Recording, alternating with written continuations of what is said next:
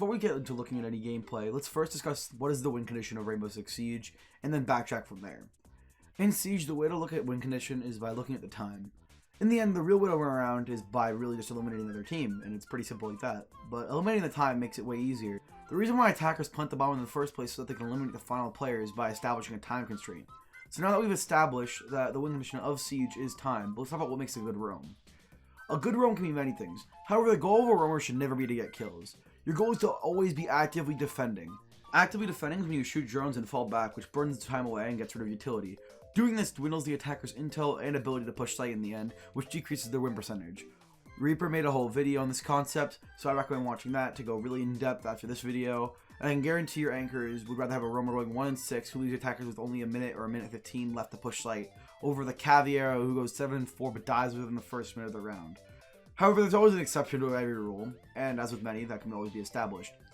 If that Cav is also cleaning the same amount of attacker drones and utility as the roamer going 1-6, then it's a bit more valuable to have the Cav because it will achieve the same goal. However, just because that achieves the same goal doesn't make it a perfect theory. Time is once again a major factor in the game, especially when looking at 1vx's. The first thing you will notice is when you pay attention is that the majority of 1vx's are won because they had a lot of time left. However, without time, the win percentage goes down by a ton. This obviously is not limited to just 1vx's, but it's definitely the most interesting example of it. Personally, I rather have the drones and the time gone by the guy going 1-6, but opinions vary with that. So, with time as our main objective in mind, let's take a look at some actual in-game examples.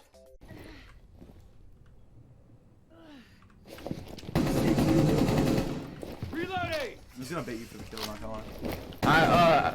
What's it called? Castle, go place oh, never mind. Actually, is that the one out there, Cajun? Yeah, that's the one I'm scared of. I don't get four. Oh shit, they're droning fucking bedroom. Now you might be sitting here thinking to yourself, what did you guys even do wrong? You didn't seem to have done anything wrong in the clip. You got the kill, and then Jaeger also got one. And you were also playing across, so either way, you got a trade. And on top of this, you also got a drone. So what is the problem here? You see, the issue lies within the fact that we went for kills. The round at the time of me getting my kill at 1 minute and 10 left was 4v3. Assuming I die there, right, and Jaeger gets a trade, it's a 3v2, and keep in mind, Cajun is down. So therefore, it's actually a 2v2. And then assuming Jaeger gets swung from the guy playing server, if Jaeger misses his shots, then it ends up being a 1v2. And that puts us at an immediate disadvantage, and it's a reason why we should not have taken the gunfight. Optimally, this worked out in the best way. Realistically, we should not be doing this because it would put us in a worse situation for the most part. Oh my god! What? Ash is inside. How?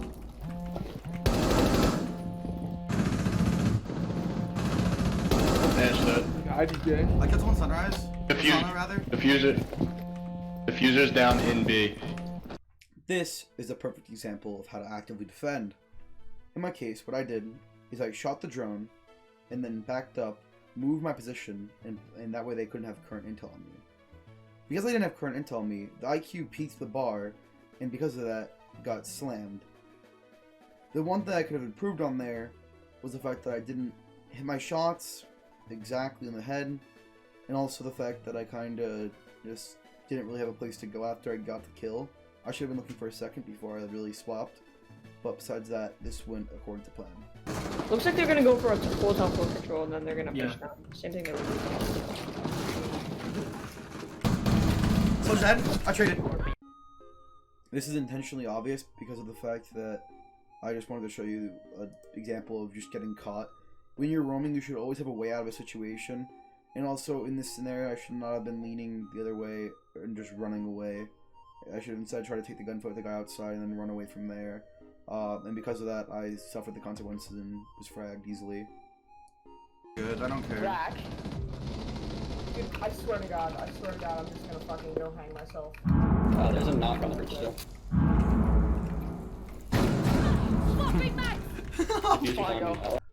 So now you'll be wondering, what's the issue here? You got the kill, there was no one on flank watch, so you were fine, there was no one on print the window, so you were fine, and you set your team up for a future round win. But I didn't. That was not the right choice. I committed to the flank way too early at 2 minutes left in the round. That is way too early. Flanks are rarely ever worth it, especially due to the fact that there is usually some sort of flank watch, be it a nomad, a drone, or gridlock, and it's not good to flank early. So that is where the biggest issue lies. So that's that. And on to the next clip. Where's he? But she's at 25. Minute. Does that count? I gotta play here. Just I'm on rotating. I don't know how she found me. I'm rotating to me. I'm rotating to me. It's still a 90 kid. One more. Bathroom. Came up and came up. I think that was him. I was giving light finger. I should not be taking that He's gunfight. over there. It should be pretty obvious what the issue was here. It's the fact that I overstayed my welcome the whole time, and it wasn't really worth it at all. I got 1 kill, so I got the trade off the vigil essentially, and I burnt away 20 seconds, but my life was not worth 20 seconds. No life in Siege is worth 20 seconds because every chance you can have with a gun in this game, you can get a frag for your team. And that manpower is also what determines where the other team is going to push, because if you have more players, then you have more places to hold. So, in this case, the fact that I forced these gunfights did not help. My goal here was to help and get more time burnt, but in the end, on that final, like, I guess you could say shot where I died, where the ace kills me, what I really should have done is try to run into the 90 hall and try to jump for court. So I could just rotate up cool vibes and come back to site. That way I would have achieved to burn 20 seconds off, still leaving a minute 40 and still keeping my team at a 4v4. But instead I took the gunfight, and that's what caused me to die. But now that we have that established for what a genuine roam looks like and what to do, what not to do, let's go take a look at retakes, because not every site hold goes according to plan, and sometimes you do need to do some dirty work yourself as a roamer.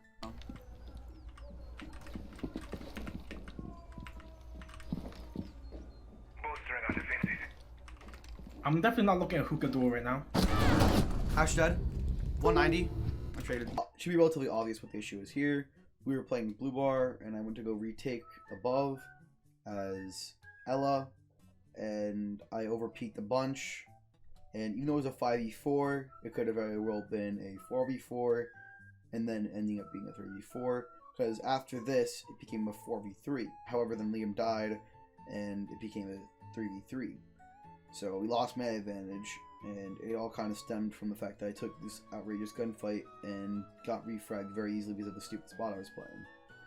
So this is not a recommended spot at all, and I can't say to go for kills here at 2 minutes. I committed too early as well.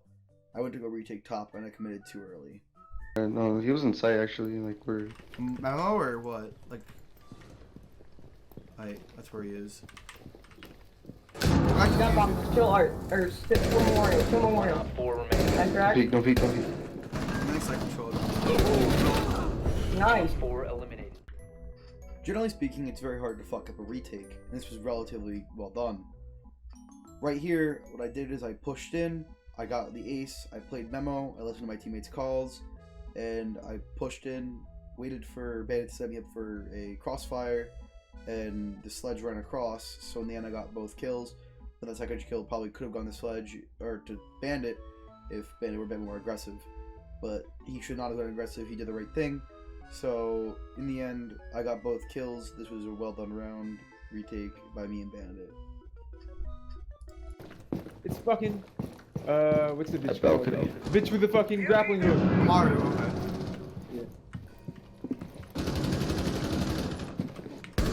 Mario dead. Yeah. I'm gonna try and retake. Stay back.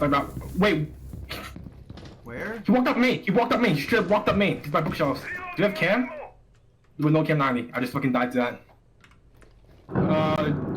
30 seconds, I think.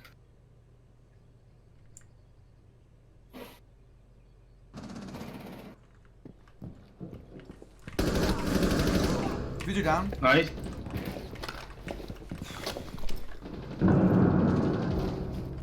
Nice. This was a pretty well done retake once again. I push up to 90 because of Derek's call out, and I got the kill on the head immediately. Didn't really miss at all, so that was good. Then I kind of had shitty crosshair placement walking to 90, and then waited for the thermite to push, and eventually got a kill because of it. And because I got the recontrol of 90, put us in a 2v2 in the end, because Cade was able to feel safe from behind, and therefore was able to kill the guy Study, puts in a 2v2, and that would eventually lead us to win the round, but that wasn't really important to the clip. So yeah. Well, that's all for today's video. If you guys enjoyed, please like and subscribe. We'll have more videos similar to this coming out, including vertical play and other concepts similar to that. And if you guys want, we can also cover what operators I recommend for roaming, what their strengths are, what their weaknesses are, and I can also cover general things like whatever you guys want me to. But we'll have another solo queue video coming out next week on Wednesday. Bonus up will probably be a Unfunny Moments. And yeah, that's it for me. I'll see you guys later. Have a nice day. Peace out, boys.